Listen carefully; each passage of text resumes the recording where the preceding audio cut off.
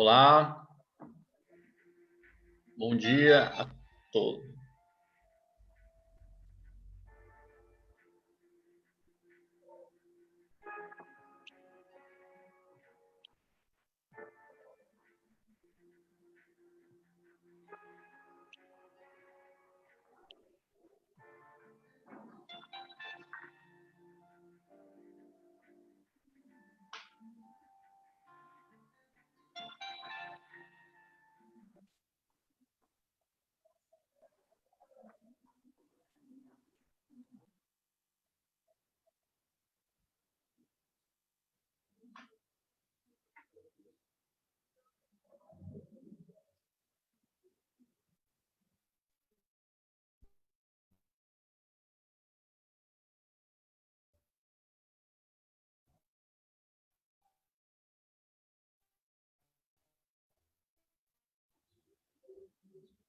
A todos e todas assistem,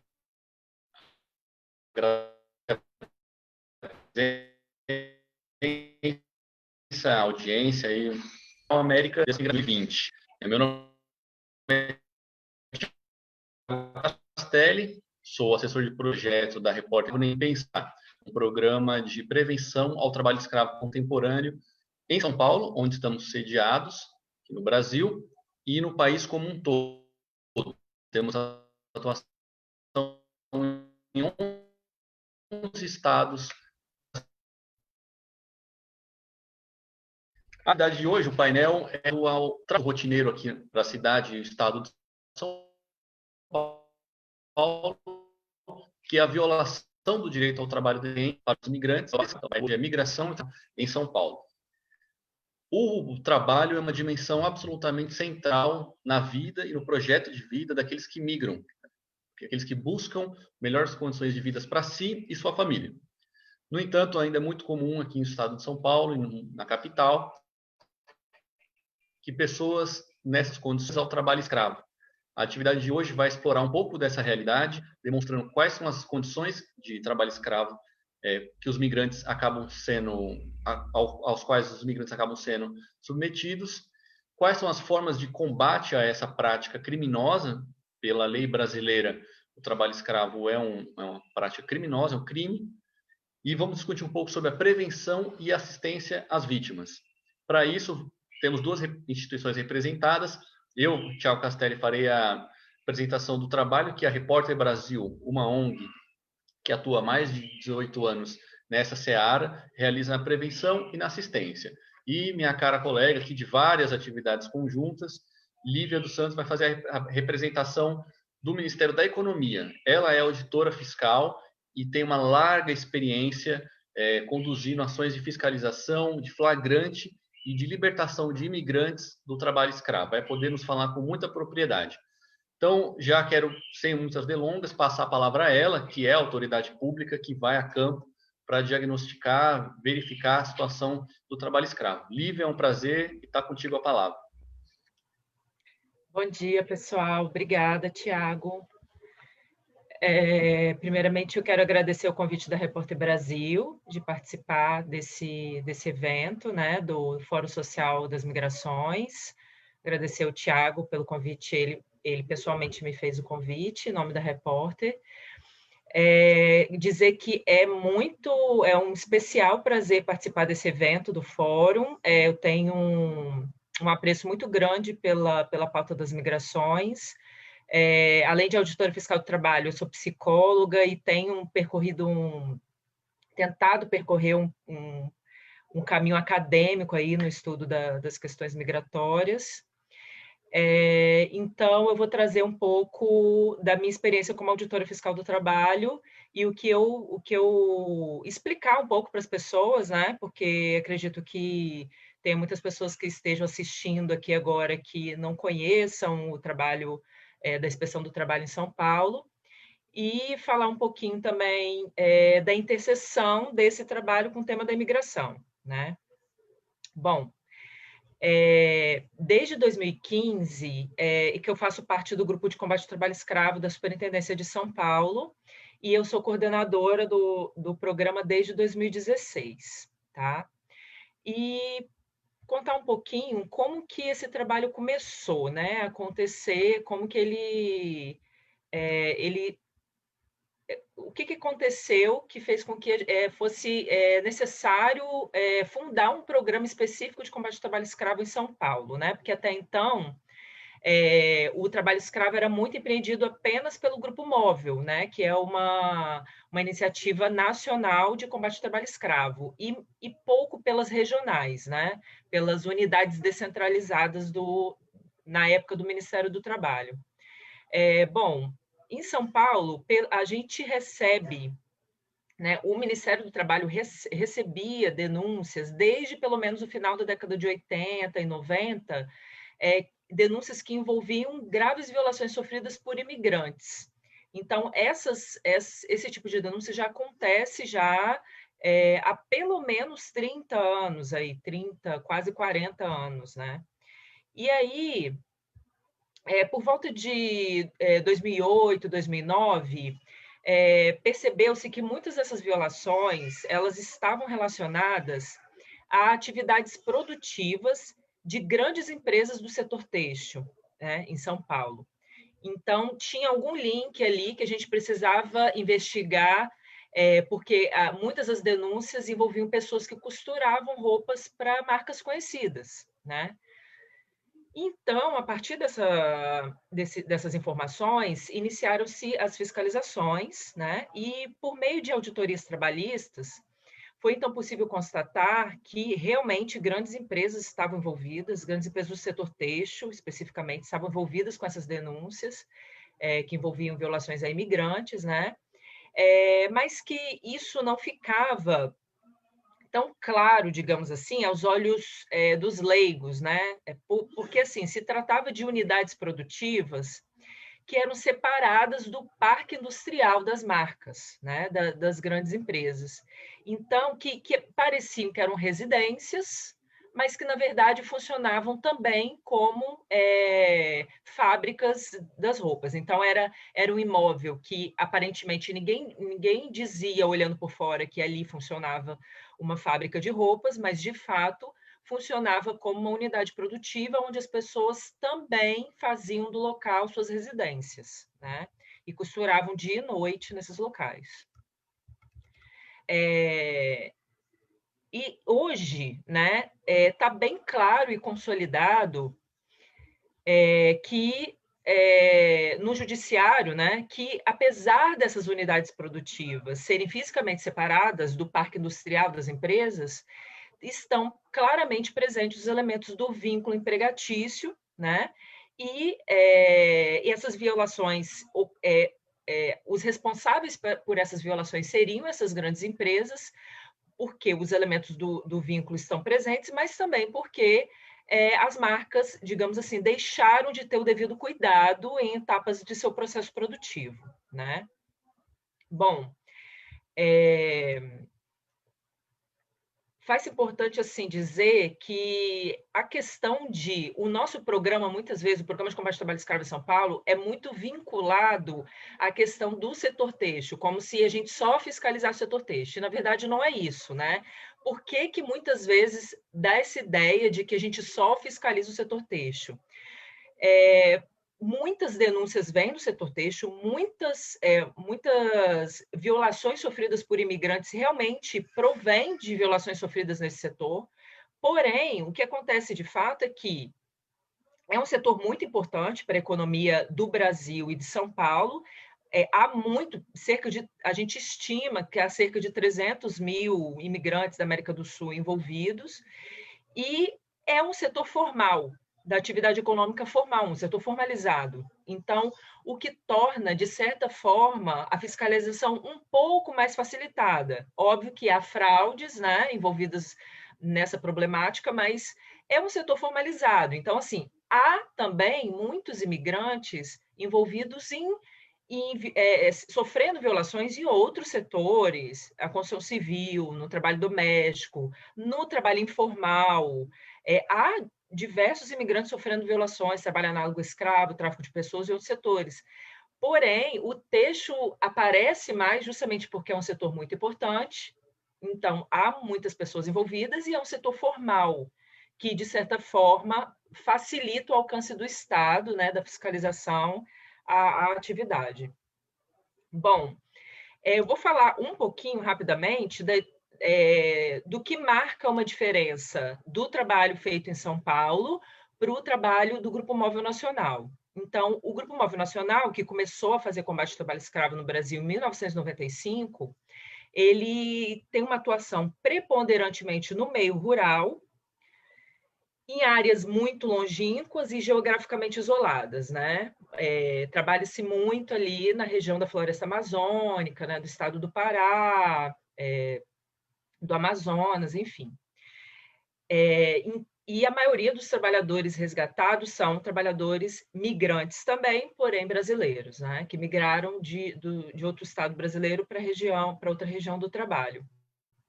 Aqui em São Paulo, presença maciça de imigrantes, né? Então, a maioria dos resgatados em São Paulo são imigrantes, principalmente de países muito pobres da América do Sul, e indocumentados, né? É interessante dizer que no começo do trabalho em São Paulo, grande parte dos imigrantes resgatados eram indocumentados. Isso, quando eu iniciei por volta de 2015, 2016, 2017, a gente encontrava um número muito residual de trabalhadores indocumentados. A gente resgatava muitos trabalhadores documentados, imigrantes. No entanto, hoje, a minha sensação é que eu estou resgatando muito mais indocumentados. Isso significa que a gente já tem um dado aí de aumento da precariedade no setor e no mundo do trabalho em relação à forma como os imigrantes estão se inserindo, né? Porque hoje, definitivamente, a maioria dos resgatados são indocumentados. Voltou a acontecer a mesma situação de quando o programa se iniciou, né? Então, aqui no programa em São Paulo, a gente começou a resgatar, né? A gente, né, meus colegas, porque eu não estava no início, mas a maioria dos trabalhadores indocumentados, e isso é um fator muito importante para entender a novidade dos resgates de São Paulo, né? Porque como eram imigrantes e o Grupo Móvel não resgatava imigrantes, ou resgatava de forma muito residual, e os trabalhadores eram indocumentados, muitas vezes entendeu-se, né, por parte até de autoridades, até de próprios colegas da inspeção do trabalho, que esses trabalhadores não teriam direitos no Brasil, que eles não seriam passíveis de receberem direitos trabalhistas e de terem seus direitos garantidos aqui, que eles deveriam ser deportados. Então, esse é um ponto, assim, essencial para marcar o início do programa em São Paulo, porque o primeiro resgate de trabalhadores imigrantes que aconteceu no programa em São Paulo, que foi em 2010, foi marcado por isso, pelo resgate de trabalhador imigrante indocumentado, algo que ainda não tinha acontecido, né? Então, esse é um fator, é um ponto bem, bem importante. Só para mostrar um pouquinho os números sobre a diferença do número de imigrantes resgatados em relação a outros estados, né, da federação, vou mostrar aqui um quadro, compartilhar rapidamente. Ó, aqui nesse quadro, tá dando para ver, gente? Tá, o tamanho tá bom.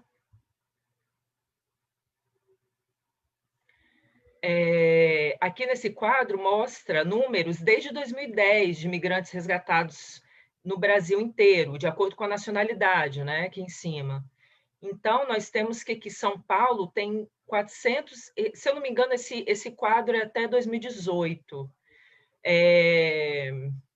São Paulo tem 429 imigrantes resgatados. Os outros estados têm bem menos, né? O que tem, talvez, 1/4 dos números de São Paulo é Minas Gerais, com 106. Então, para vocês perceberem a diferença, como o trabalho do Programa de Erradicação do Trabalho Escravo em São Paulo envolve a questão migratória, né? Tem esse diferencial. 2019 e 2020, aqui, a gente vê o número de resgatados imigrantes, e aí nós temos que bem mais alto, né? Só temos 1 em Roraima, 4 no Mato Grosso do Sul, 9 na Bahia. O resto são todos de São Paulo. Então, realmente, O trabalho em São Paulo é muito atravessado pelas questões dos direitos dos imigrantes, e esse é um diferencial que faz com que a gente tenha que enfrentar outras questões a mais que o grupo móvel geralmente não enfrenta, tá? E que são questões muito importantes para garantir o direito das vítimas.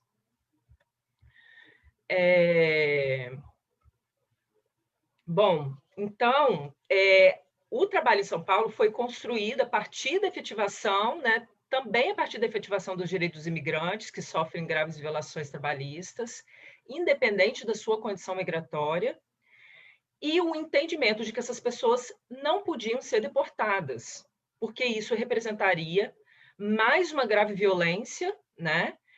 Aqui essas pessoas seriam submetidas, e então esse foi muito um marco a partir do qual se baseou o trabalho desde o início, né? Há também, como novidade, digamos assim, do trabalho de São Paulo, a intersecção com o tema do tráfico de pessoas, né? Então, procurou fazer a aproximação do trabalho escravo com o tema do tráfico de pessoas, que era algo também que não se fazia muito. Então, entender o quanto que do trabalho análogo escravo que a gente encontrava tinha relação com o tema do tráfico de pessoas também, né? É importante dizer, tráfico de pessoas, trabalho escravo, são dois temas diferentes, porém são muito conectados, são muito interconectados. Então, há paradigmas diferentes para se olhar os dois temas. O trabalho escravo tem um viés mais da exploração laboral e o tráfico de pessoas um viés mais do comércio de pessoas, digamos assim, de forma bem resumida. Mas há, sim, muita intersecção. E foi muito importante que o Programa de São Paulo também trouxesse os aportes do tráfico de pessoas, tanto teóricos quanto legais, para trazer os tratados internacionais que tratavam da proteção às vítimas, incorporar também como medidas normativas da inspeção do trabalho. Então, foram incorporadas questões previstas, por exemplo, no Protocolo de Palermo, na nossa instrução normativa de combate ao trabalho escravo. Então, garantir as proteções às vítimas de trabalho escravo também como vítimas de tráfico de pessoas. E a gente tem como um dos pontos mais relevantes dessa aproximação a questão da autorização de residência e da concessão de documento para essas vítimas, né? Algo essencial para início do resgate da cidadania e dos direitos da pessoa resgatada, né? Bom, então, o tema do tráfico de pessoas que é muito perpassado pelas questões migratórias, também trouxe essa relação muito para o trabalho que é feito em São Paulo. É importante dizer que o tráfico de pessoas não é só um tráfico transnacional, né, de pessoas, mas também o tráfico as situações em que a gente encontra migrantes brasileiros que migraram de um estado para outro também pode ser considerado tráfico de pessoas, e isso está previsto, né, no Protocolo de Palermo. Então, não é só um fenômeno transnacional.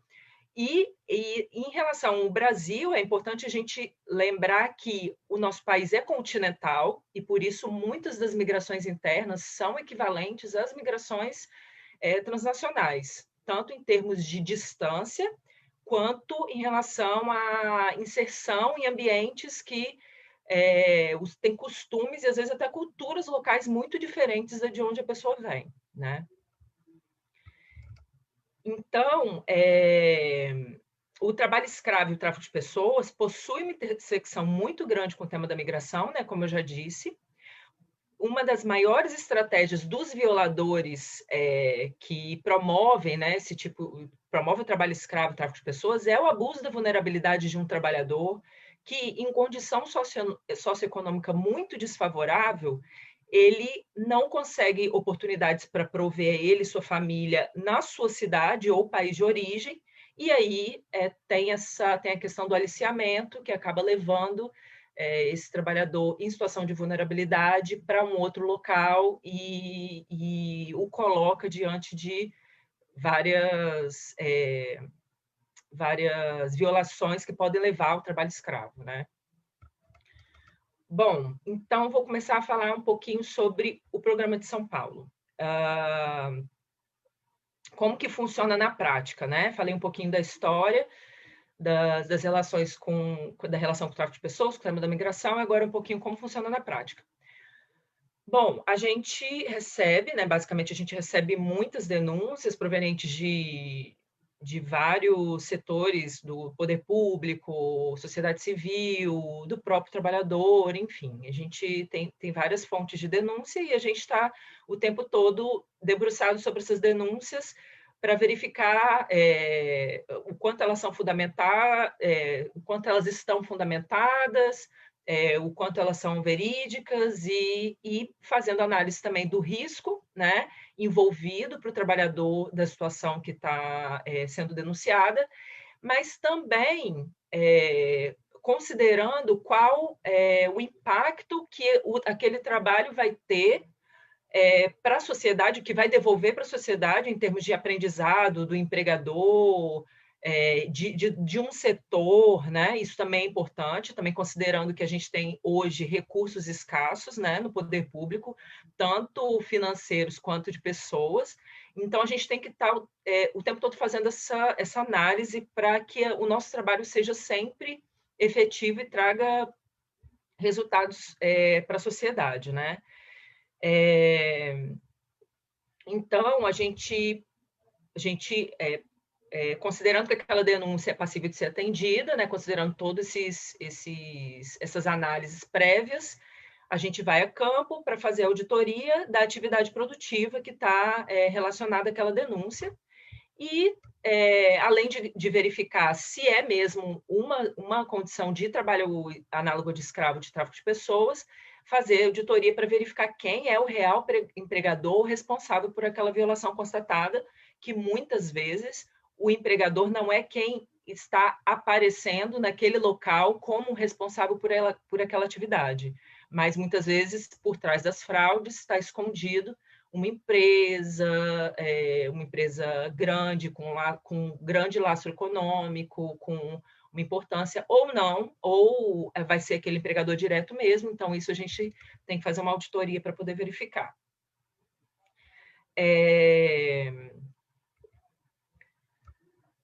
Bom, Tiago, acho que por enquanto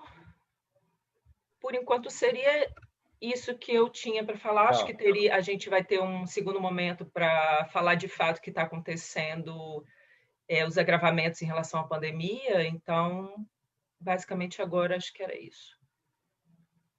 Legal, Olivia. Muito obrigado. Vamos voltar aqui. A gente vai tirar você da tela, só um minutinho, por enquanto você está em destaque.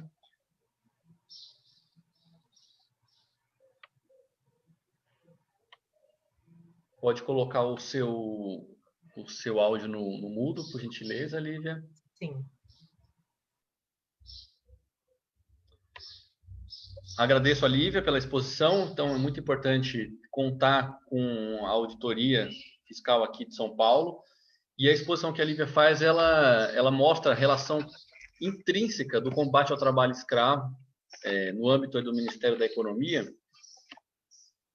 e São Paulo, né? Ela fez um recorte muito explícito, fazendo a marcação por que em São Paulo tem um setor específico, especializado, um programa próprio, já com expertise de 10 anos agora, fizeram 10 anos, nesse tema, que é um pouco diferente da lógica de operação tradicional, mais costumeira, digamos assim, dentro da política de enfrentamento ao trabalho escravo no Brasil, que é por meio de uma ação conjunta entre auditores fiscais, procuradores do trabalho e Polícia Federal. Então, no norte do país, em outro estado, numa fazenda, numa carvoaria, no geral, esse é o modelo que é empregado, com esse grupo formado por essas 3 instituições, que muitas vezes auditores fiscais, os integrantes desse grupo são provenientes de outros estados que não aquele em que está acontecendo a fiscalização.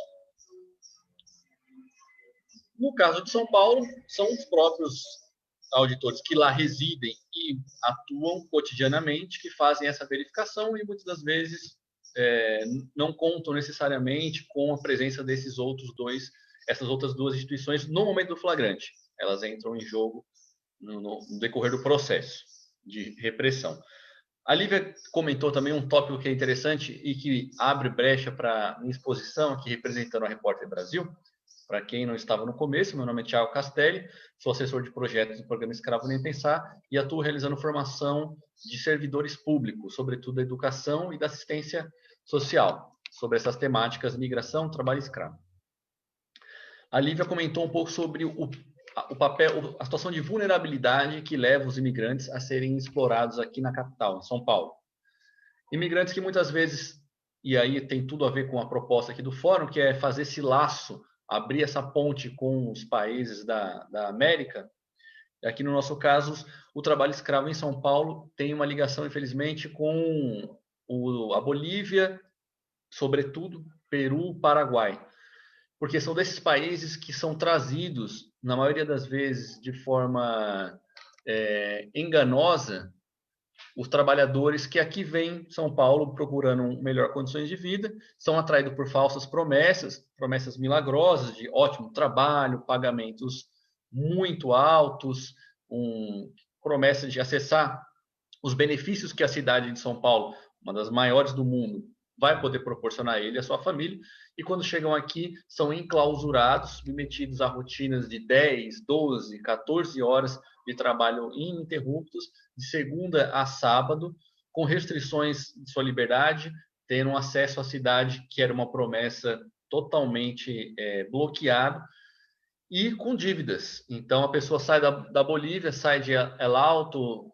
sai da capital desses países, como da Bolívia, sai de La Paz, vem para cá e quando chega aqui ainda tem que arcar com o dinheiro da passagem, a moradia é precária, nessa estrutura de oficina que a Lívia expôs, de uma residência transformada de maneira clandestina numa unidade produtiva, então é óbvio que não vai proporcionar nenhum conforto, segurança e privacidade para esses trabalhadores, e eis aí uma peculiaridade do trabalho escravo, como acho que a Lívia apontou também, aqui em São Paulo, com os imigrantes na confecção, em relação a outras atividades, mesmo do meio urbano e do meio rural, muito mais, que é a confusão completa entre a moradia e o local de trabalho.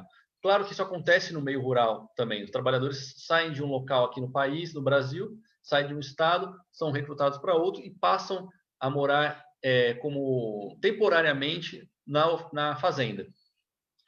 Mas ele tem o seu local de origem. Tanto que quando ele é resgatado, ele volta, pega o ônibus e retorna ao seu município, à sua casa verdadeira. No caso dos imigrantes, não. Os imigrantes estão alocados realmente nessas unidades produtivas. O que abre a brecha, e a Lívia pode comentar depois, infelizmente, que após o resgate, caiu a condição irregular, ilegal, criminosa de trabalho, mas também cai, por consequência, a guarita, digamos assim, a moradia, ainda que precária para esses trabalhadores, que muitas vezes vêm com suas famílias. Então, abre um leque de questões para a política pública de combate ao trabalho escravo, que não cabe aos auditores, por si só, resolver essa questão, porque o papel deles é fazer a repressão e a quebrar esse vínculo, mas abre um leque para as outras instituições que atuam no combate ao trabalho escravo aqui na capital de São Paulo, que é como acolher, como dar provimento às demandas dessas famílias imigrantes resgatadas. Então, essa é uma demanda muito específica aqui de São Paulo e é urgente, está na pauta do dia para serem resolvidas. O Escravo Nem Pensar, ele atua de uma certa forma para contribuir nessa discussão e na intervenção dessas medidas públicas. Nós atuamos em dois leques aqui na capital, que é fazendo a formação e mobilização da assistência social, que tem tudo a ver com o que eu acabo de dizer, que é a consequência lógica do trabalho da Lívia e dos seus companheiros, dos auditores, porque a assistência social é um braço do Estado, é uma política para acolher as populações vulneráveis. E os imigrantes, ainda que estejam indocumentados, aqui no Brasil, eles têm todo o direito de acessar e serem beneficiários dessas políticas da assistência social. Então, a Repórter Brasil, o Escravo Nem Pensar, faz a mobilização desses atores para que eles saibam atender essa população e saibam reconhecer o trabalho escravo. E nós também atuamos, por outro lado, com a educação. Já que eu comentei que os imigrantes vêm com as suas famílias, nem todos eles vêm, todos os familiares atuam necessariamente na linha de frente, trabalhando, contraindo um vínculo. Muitas vezes as crianças vêm e não trabalham diretamente na unidade produtiva, mas residem ali e vão à escola. Então, essa é uma outra temática que tem que ser abordada especificamente, que é a escola. As crianças de filhas de pais escravizados estão cotidianamente indo, frequentando, felizmente, a escola de São Paulo. Então, para isso, a gente faz uma discussão com essas duas áreas, esses servidores públicos da educação e da assistência. E, em primeiro lugar, é bom que se diga, o nosso papel fundamental é de colocar que se a Lívia quebra um vínculo aí empregatício, a gente tenta, no meio do campo das ideias, quebrar o vínculo aqui em São Paulo entre trabalho escravo e migração. Então, muitas vezes há uma compreensão de que todo imigrante boliviano que se vê em São Paulo, se não é escravo, ele está muito próximo de ser. Isso visto pela população, pelos meios tradicionais de mídia, o que acaba é uma inverdade, é uma generalização equivocada e que acaba por propiciar um senso comum negativo em relação a essa população, de estigma, reduz ele à condição de escravo. Tem 1000 questões, 1000 problemas colocados aí. Então, uma coisa não tem nada a ver com a outra, do ponto de vista inicial. Imigrante tem todo o direito de estar aqui no Brasil. Nós temos uma lei de imigração que foi aprovada em 2017, que ela valida a presença dos imigrantes. Não é uma lei que tenha um viés criminal, a situação de regularem, se for o caso de alguns dos imigrantes, eles têm a possibilidade de fazer a regularização migratória aqui. Os bolivianos, os paraguaios, os nossos vizinhos e amigos aqui da América do Sul, que compõem o Mercosul, eles têm uma normativa legal entre os países que permite, da mesma forma nós brasileiros, em relação a esses países, que podemos adentrar, frequentar esses países por 90 dias e depois pedir regularização migratória para residir ali. Então, nós temos acesso a esse direito. Então, os bolivianos, os paraguaios, os imigrantes, não são imigrantes ilegais, que é uma compreensão equivocada do termo. Nenhuma pessoa é ilegal por estar em outro país. Ela pode, de repente, não atender os requisitos de regularização migratória, mas isso não a torna um crime ambulante. Então, esse é um componente que às vezes a gente assiste muito a televisão, a abordagem que os Estados Unidos empreendem em relação à migração e acaba replicando aqui para o Estado brasileiro, que não é verdade. Então, isso acaba sendo até uma artimanha dos exploradores contra os imigrantes, porque eles já, como a Lívia comentou, muitos atualmente que ela encontra em situação de trabalho escravo não tem regularização migratória, ou seja, não tem um documento que garanta que ele está aqui, está tudo tranquilo. E ele vive com esse fantasma, ele vive nessa sombra, que é a sombra da ilegalidade, da clandestinidade. E o empregador, então, estimula essa sombra crescente para que ele fique cada vez mais vinculado e confinado àquela relação de trabalho. Que ele tenha medo de ir à rua, que ele tenha muito medo de falar com qualquer servidor público, porque ele pensa que a pessoa vai perguntar quando ele chegou no Brasil, como ele chegou no Brasil e por que ele está aqui. Então, é uma inversão muito grande. O empregador ele terceiriza o papel aí de ilegalidade, que é dele, praticando o trabalho escravo, para o imigrante, que às vezes não tem o documento. E isso, por si só, no Brasil, não é um crime. Então, se ele for resgatado, como a Lívia faz esse papel aí há anos, ele vai ter todo o direito de regularização migratória. Então, esse é o que está estipulado dentro dos parâmetros legais, inclusive gratuitamente, já que ele foi vítima de uma violação grave de direitos humanos. Então, vamos lá. O primeiro ponto é esse, quebrar o vínculo para a gente não generalizar que os imigrantes que residem no Brasil, da América do Sul, aqui nossos países vizinhos, são ilegais e que eles estão em trabalho escravo. equivocado.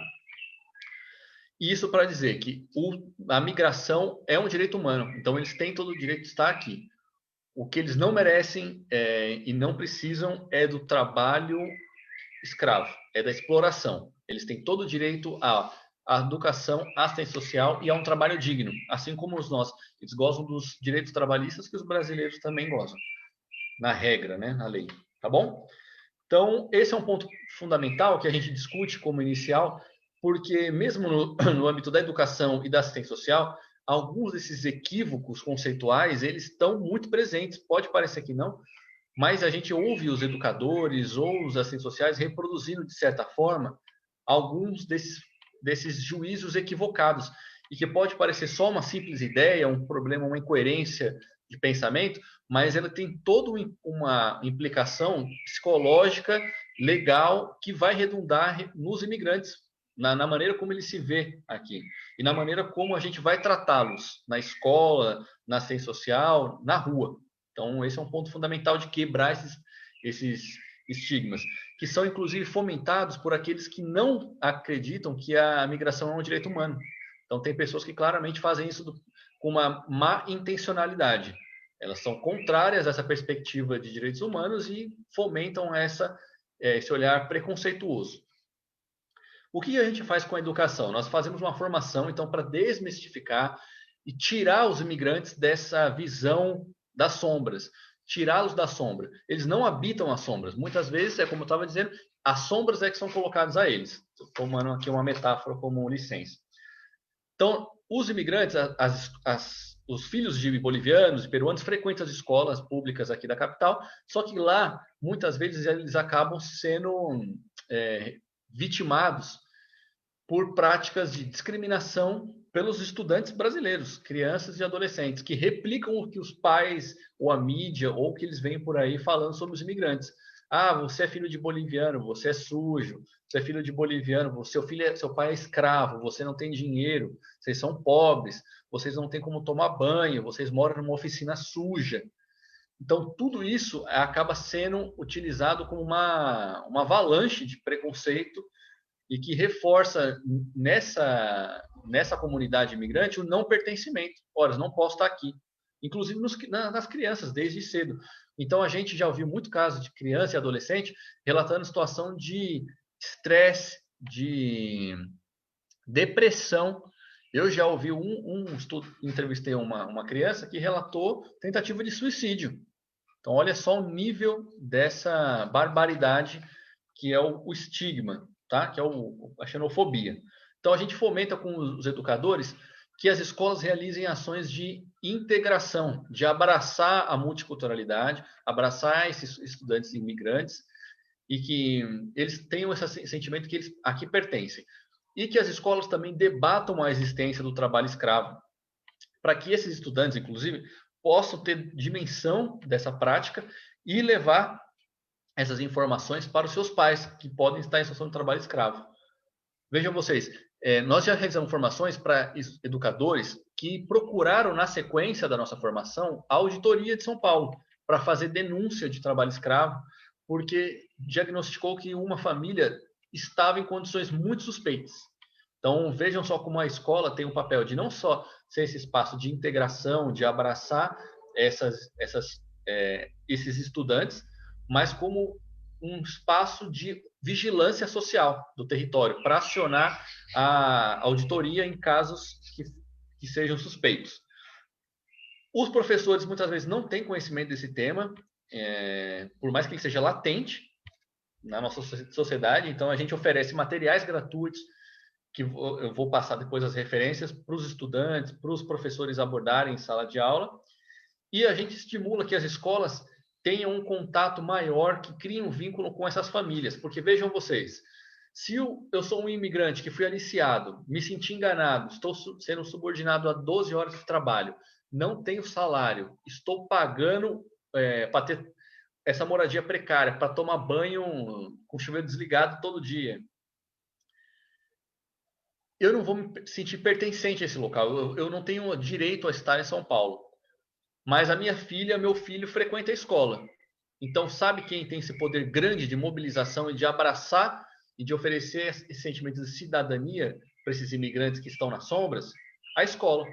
Então, a gente estimula que as escolas chamem os pais para fazer atividade cultural, não para ter uma entrevista sobre como é que ele trabalha, o que, que ele faz no trabalho, não, mas antes de tudo, reconhecê-lo como pessoa. Então, opa, que legal, vem aqui contar um pouco como é na Bolívia, quais são as danças, quais são as brincadeiras que são realizadas, estimular uma visão positiva de pertencimento, para que depois, inclusive, possa ter esse diálogo, esse caminho franco de relatar casos de exploração. Porque ninguém vai chegar em uma escola do nada e dizer, olha, estou passando por trabalho escravo. Então, é um trabalho anterior que é garantir, reconhecer e estimular que essas pessoas pertencem e que elas têm direito à migração, tá? Então, esse é o trabalho que nós realizamos mobilizando escolas, já foram mais de 100 escolas mobilizadas, municipais públicas aqui na capital, que desenvolveram projetos com famílias e educadores. Mais de 10 mil pessoas já foram mobilizadas em territórios vulneráveis com grande concentração de imigrantes. Isso no âmbito das escolas. E da assistência social, vou ser breve aqui, depois que a Lívia e seus companheiros realizam a fiscalização, elas encaminham, pelo um fluxo que foi elaborado aqui na capital, uma política pública, para a rede de assistência social, que é pública.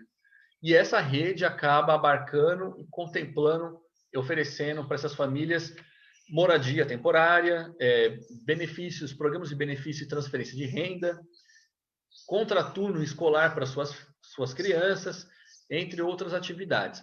Apoio psicológico, como a Lívia, que é psicóloga de formação, comentou, fica um trauma nessas famílias imigrantes. Ainda mais levando em consideração que elas perderam as moradias, como mencionei, e elas podem estar subordinadas a outras explorações.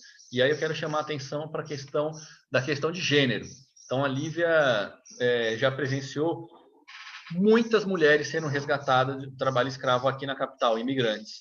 E não são poucos os relatos de mulheres que são violentadas psicologicamente, assediadas sexualmente.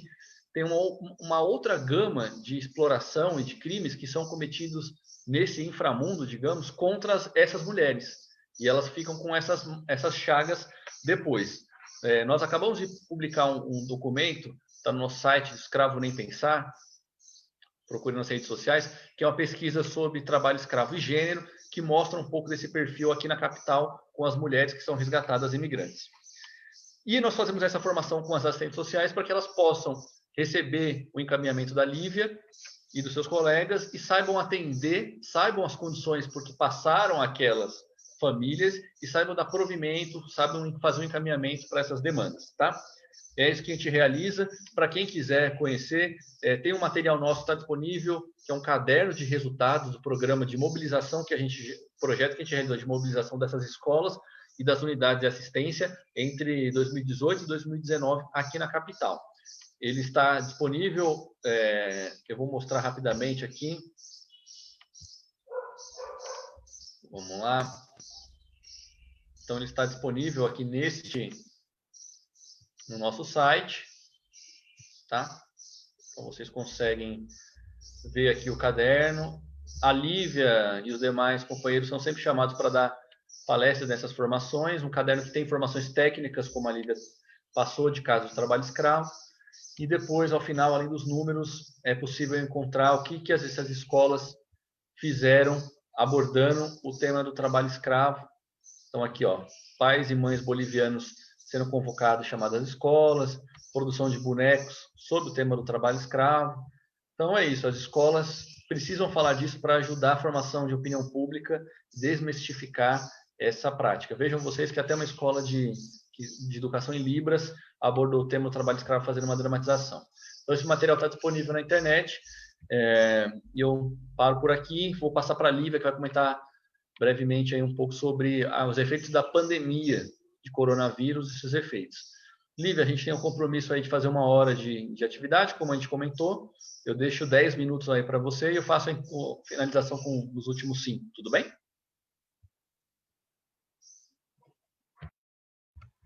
Tudo bem. Vamos lá. Bom, perfeito suas colocações. Quero adicionar só algumas informações em relação ao que você colocou, alguns pontos.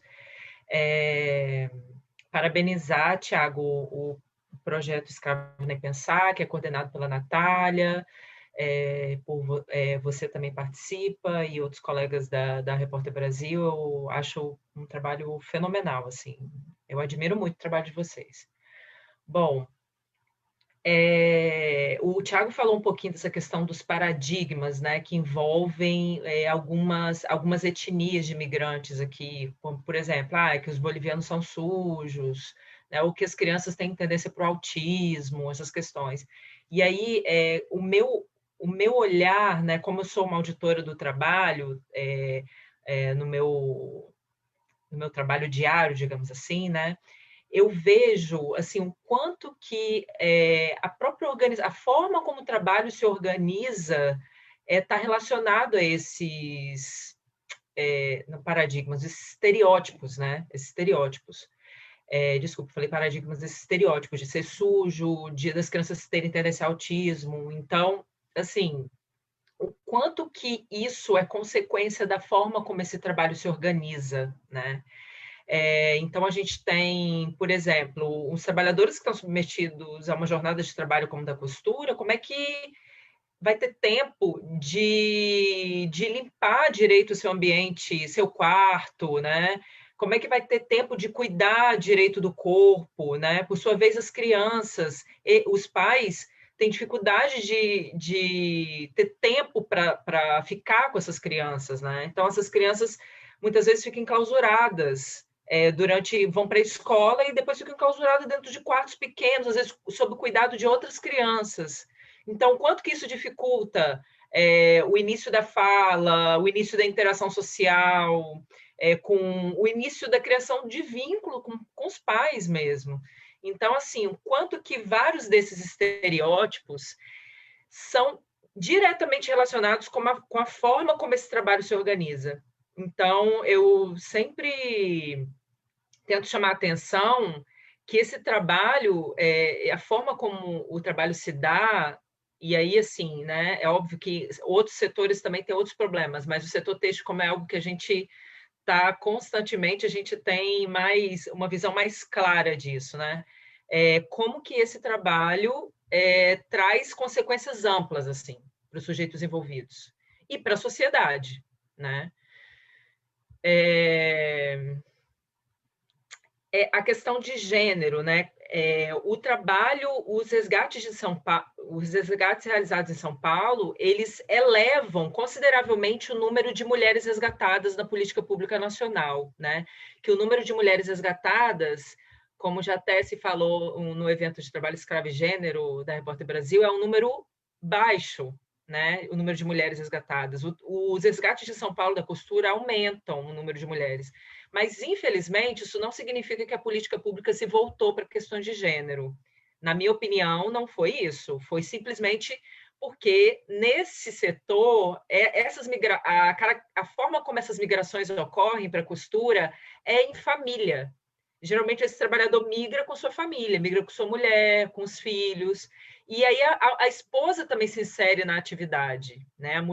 Se insere o marido e a mulher. Tanto que a forma de pagamento desses salários é por casal, geralmente. O casal recebe um salário. Então, por isso, por uma questão da forma como essa imigração se deu e como eles se inserem no setor têxtil, que aumentou-se o número de mulheres resgatadas, e não porque a política pública assimilou questões de gênero. Infelizmente, não foi isso, né? Bom, para terminar a fala e inserir aspectos relacionados à pandemia, a gente percebe claramente o quanto que a pandemia, assim, ela expõe e exacerba ainda mais as vulnerabilidades, assim, as vulnerabilidades que já estavam colocadas, mas elas ficam ainda muito mais expostas, né? Os trabalhadores passam a viver situações ainda mais difíceis de sobrevivência e de violações ainda mais graves. O fechamento das fronteiras, muitos países fecharam as fronteiras, Isso não impede as migrações, isso faz com que os trabalhadores fiquem mais sujeitos à coiotagem, ao tráfico de pessoas. Então, as pessoas continuam migrando, independente do fechamento das fronteiras, e isso faz com que elas sofram ainda mais dificuldades e violações nesse processo. Então, o que a gente viu assim na prática durante a pandemia? Durante a pandemia, a gente fez um resgate de uma trabalhadora doméstica filipina que, justamente em decorrência da pandemia, disparou uma série de problemáticas, porque a sua empregadora, que também era uma imigrante, resolveu passar a pandemia com a família no seu país, estava sozinha aqui. Mas a trabalhadora, sua trabalhadora que também doméstica, que também era uma imigrante, não teve esse poder de escolha. E a empregadora definiu que ela ficaria aqui e que ia colocar ela na casa de um amigo. E a possibilidade dessa, quando a trabalhadora ficou sabendo que a sua empregadora ia ficar fora por tempo indeterminado e que ia deixá-la na casa de um homem, a apavorou e fez com que ela fugisse. Então, assim, o quanto que a vulnerabilidade dela em relação à empregadora já estava colocada. A pandemia veio para trazer elementos novos e trouxe o desespero dela mesma e fez com que ela resolvesse fugir. O que foi, no caso dessa trabalhadora filipina, foi ela fugiu e teve, digamos, um final feliz. A gente conseguiu efetivar os pagamentos, a empregadora pagou ela os direitos trabalhistas, ela quis retornar às Filipinas, retornou. Então, assim, foi um resgate bem sucedido do ponto de vista de conseguir reparar minimamente aquelas violações que essa trabalhadora estava sofrendo. Também teve fiscalização no setor da costura e como tem até um pouco de relação com o que o Tiago contou, porque a gente conversou até um pouquinho sobre um caso atual que a gente está passando, mas o que a gente vê, todas as oficinas de costura que a gente entra agora ficaram um período da pandemia sem produção e passaram a recorrer à produção de máscaras de costura para sobreviver minimamente, para poder ter comida. E aí é chocante, porque assim, você tem uma série de oficinas que já trabalham há anos com muitas empresas, oficinas exclusivas de empresas. E simplesmente iniciou a pandemia, acabou a produção e esses trabalhadores ficam completamente à míngua. Então, você tem um cenário de descentralização da produção, que as empresas, num determinado momento, resolvem tirar de dentro dos seus parques industriais essa produção que exige muita mão de obra, passa para essas oficinas de costura, ou seja, há uma decisão aí empresarial de fazer esse repasse, mas ainda que essa oficina de costura seja trabalhe exclusivamente para aquela empresa, ou que não seja exclusiva, mas que trabalhe há um tempo para aquela empresa, tipo, parou a produção, esses trabalhadores ficam completamente sem ter como se prover. E aí recorreram às máscaras, que paga muito pouco. Então, assim, todos passaram por isso. Agora estão retomando a produção aos poucos, estão conseguindo retomar mais devagar, né? E aí você vê claramente, aí tem a questão de que são pessoas que vivem dentro de um mesmo ambiente. Como é que faz isolamento numa pandemia? Não faz isolamento. Então, a gente teve muitos imigrantes morrendo de Covid por não ter condição de fazer isolamento, né? Essa estatística, por exemplo, eu não vi ainda das mortes de imigrantes, assim, em números oficiais eu ainda não vi, assim, sendo divulgado pelo Estado, enfim. Então,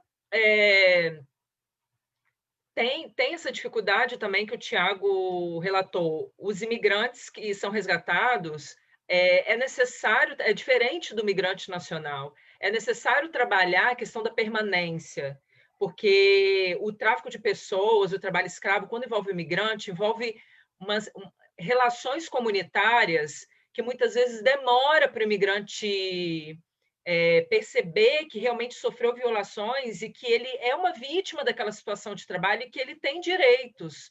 Ele não tem só de endividamento com seu empregador direto, né, com o oficinista, com a pessoa que trouxe ele, mas ele também tem uma série de direitos garantidos pela legislação brasileira. Então, é necessário, assim, dar o primeiro ponto de restabelecimento da cidadania é o documento. É necessário dar o documento.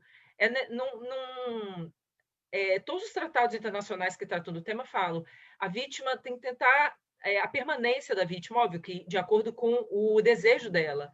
Mas, assim, o melhor caminho tem sido trabalhar a permanência da vítima, dar documentos, dar possibilidade dela permanecer no lugar, na cidade onde ela sofreu violação, dá um período de reflexão, que chama, isso está previsto na Convenção da União Europeia, por exemplo, sobre direitos humanos, um período de reflexão para que a pessoa entenda o que aconteceu, e aí sim você começar a restabelecer as questões sociais, né? Renda, trabalho, inserção, de forma digna na comunidade. Então, assim, é muito importante trabalhar dessa forma. Esse é um diferencial em relação ao trabalho com imigrantes. Só que, para isso, é necessário toda uma estrutura também por trás, além do resgate, né? Então, a gente faz resgate, mas a gente precisa dessa estrutura, porque se a gente não tiver essa estrutura da assistência social trabalhando junto e de forma adequada, a gente retira o trabalhador de uma situação de trabalho escravo, mas a gente joga ele, às vezes, numa outra situação de violência e que pode agravar ainda mais a situação anterior que ele já estava vivendo, né? Tanto do ponto de vista social, psicológico, enfim. Então, acho que é isso que eu tinha para falar. Eu agradeço a oportunidade e, se tiver alguma pergunta, estou à disposição. Obrigado, Lívia. Muito clara e direta, objetiva, como sempre. A gente agradece a participação, sempre bom contar com você. Não é assim, tantas outras oportunidades que já aconteceram e as que virão, reforçando o elo, como já foi dito, de parceria entre a Repórter Brasil, uma ONG da sociedade civil, e o Estado, representado pela Lívia, o Ministério da Economia, os auditores fiscais do trabalho, que realizam um trabalho aí de ponta aqui em São Paulo. Perdão. A gente está caminhando para o nosso encerramento, só para fazer um resumo, então, para quem chegou no final. Estamos aqui falando da migração do trabalho escravo em São Paulo, maior cidade do país, aqui do Brasil. A vinculação que acaba tendo, infelizmente, em alguns casos, de imigrantes bolivianos, paraguaios, peruanos, com oficinas têxteis aqui na capital, são aliciados ou são vítimas de tráfico de pessoas e acabam vivendo em situações paupérrimas, degradantes em outras oficinas, muitas vezes acompanhados de suas famílias. O trabalho escravo é definido pelo artigo 149, a compreensão, o conceito, aqui no Regimento Interno Brasil, né, 149 é o artigo do Código Penal. Quem tiver interesse em aprofundar esse conhecimento sobre esse tema, só digitar na internet, artigo 149, vai entender o que a Lívia está explicando. Esse texto legal é o que fundamenta e os princípios que eles buscam verificar para enquadrar. São eles que enquadram pelo Estado brasileiro uma situação como trabalho escravo ou não, uma outro tipo de violação. Tá? E, claro, nós temos dito aqui, é um alerta grave, que há a existência do trabalho escravo na capital, que é praticado contra imigrantes, mas também há que se dizer que tem um fruto de um trabalho intenso produzido para tentar erradicar, amenizar essa problemática. Então, o trabalho que a Lívia comentou de 10 anos de atuação na repressão, ele escancarou para o Brasil e para o mundo a existência dessa prática criminosa aqui, na maior cidade do país, no polo industrial, o que, de longe, ninguém imaginaria de princípio, que estava ali próximo das sedes das grandes instituições públicas, prática criminosa acontecendo dessa maneira, dessa forma. Então, é muito importante que foi colhido já, centenas de pessoas foram resgatadas pelos auditores aqui na capital, dos imigrantes, e tiveram a possibilidade de, se não sei exatamente, de ter esse acesso à permanência, como a Lívia comentou, mas de minimamente ser reparado, ser acolhido após a interrupção dessa prática que estava degradando a si e sua família, retirando sua liberdade, sua dignidade, tratando ele como coisa. E, além do mais, sem nenhuma possibilidade de renda, né? Porque a pessoa não veio para cá a ver navios pelo turismo, ela veio através do dinheiro. Então, isso é possibilitado com a atuação dos auditores, que fazem com que os oficineiros ou as empresas que são responsabilizadas paguem a arte com os direitos que foram sonegados a esses trabalhadores. Então, eles acabam sendo reconhecidos como trabalhadores legais, regulares. É muito importante o que está sendo dito, que é um trabalho em curso. O sistema de inteligência dos auditores tem todo um trabalho para colher denúncias, quem tiver informações, quem souber de situações que estejam fundamentadas, não é uma simples e leve suspeita. Então, por isso que é importante ler o Código Penal para saber o que é classificado como trabalho escravo. Pode procurar o Ministério da Economia para fazer uma denúncia ao Disque 100 aqui no Brasil. E aqui a Repórter Brasil tem a sua maneira tentado procurar fomentar a atuação do poder público, promovendo mobilização social, campanhas informativas e formação de servidores públicos, para que eles possam estar habilitados a tratar essas vítimas quando são resgatadas e empoderá-las para fazer denúncias. E, além de prestar apoio e empoderamento do ponto de vista mais amplo e possível, cidadania, de respeito, de tratamento igualitário, de autoestima dessas famílias imigrantes que são atendidas, vão em busca de programas sociais, cesta básica, nas unidades de assistência social e de escolaridade para os seus filhos, tá? Então, é muito importante esse trabalho que a gente faz também de mobilização. Temos essa prática, mas também há algo sendo feito. Há muito a se fazer, mas não estamos começando do nada, do zero. Então, a gente agradece a nossa abertura aqui, a disponibilidade do Fórum Social Américas de la Migraciones 2020, por propiciar essa oportunidade de debate. Fica registrado o link aí para divulgação, fica para a história também, e contamos com todos e todas compartilhando essas informações. www.escravonempensar.org.br, vocês podem ter acesso a todas essas informações.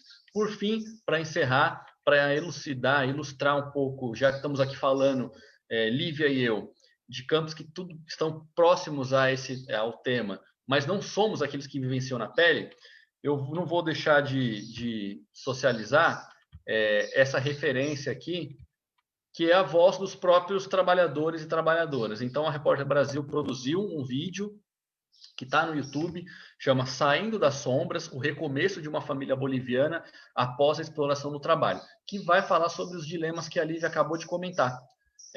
Renda, moradia, escola, como que uma família que é libertada, que sai ou consegue fugir, como é o caso do trabalho escravo, como que ela se reencontra e começa tocando a sua vida aqui na capital. Então, é um vídeo de 10 minutos, vocês vão ouvir os próprios trabalhadores bolivianos, aqui a família, se colocando, dando seu depoimento, tá bom? Então é isso, muito obrigado a todas e todas. Com isso, nós interrompemos aqui. Tenham todos um bom dia e um bom término do evento. Tchau, Lívia, foi um prazer.